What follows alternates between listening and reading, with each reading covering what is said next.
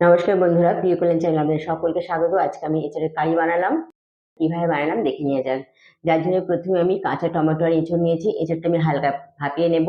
আর এদিকে নিয়ে নিয়েছি টমেটো, কাঁচা টমেটো, পেঁয়াজ, রসুন, আদা নিয়ে নিয়েছি। ফোড়নে আমি দিয়ে দিয়েছি দারুচিনি, লবঙ্গ, এলাচ, কাঁচা লঙ্কা আর জিরে, আর দিয়ে দিলাম কাঁচা টমেটো, পেঁয়াজ আর রসুন। তো বেশ ভালো করে আমি এগুলো ভেজে নেব। আমি হালকা লবণ দিয়ে দিয়েছি। দেখুন ভাজাটা অনেকটা হয়ে এসেছে, তো আমি এর মধ্যে দিয়ে দেব জিরে গুঁড়ো, ধনে গুঁড়ো, হলুদ গুঁড়ো, লঙ্কা গুঁড়ো আর কাশ্মীরি লঙ্কার গুঁড়ো দিয়ে দিলাম। আর দিয়ে দিলাম সেদ্ধ করে রাখা এঁচোড়টা, হালকা সেদ্ধ করা আছে। তো বেশ ভালোভাবে আমি কষে নেব। তো হালকা আদাটাও দিয়ে দিলাম অল্প জল সমেত। এবার আমি হাতে সময় নিয়ে কষে নেব। যেহেতু কাঁচা টমেটো আছে, এর স্বাদটা একটু অন্যরকম হবে।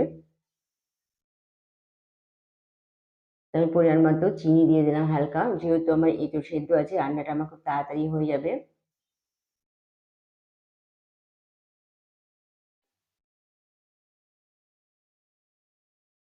খুব তাড়াতাড়ি এই রান্নাটা হয়ে যায়। তো দেখুন কষাটা আমার সুন্দর হয়ে এসছে। আমি এর মধ্যে দিয়ে দিলাম ধনে পাতা কুচি। আবার আমি একটু ভালোভাবে কষে নেব। চটজলদি রান্না করতে গেলে এইভাবে রান্না করলে খুব তাড়াতাড়ি হয়। তো আমি আরেকটু হালকা জল দেব।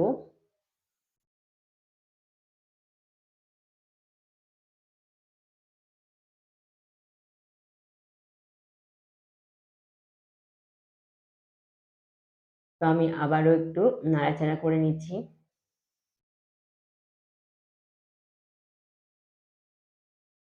তো এর মধ্যে আমি হালকা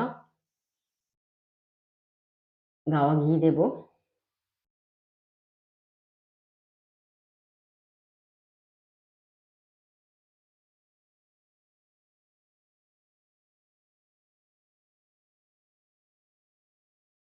দেখুন কি সুন্দর তেল ছেড়ে এসেছে। তো আমি ঘি দিয়ে দিলাম। তো এবার নামিয়ে নেব এবং পরিবেশনের জন্য দিয়ে দেবো।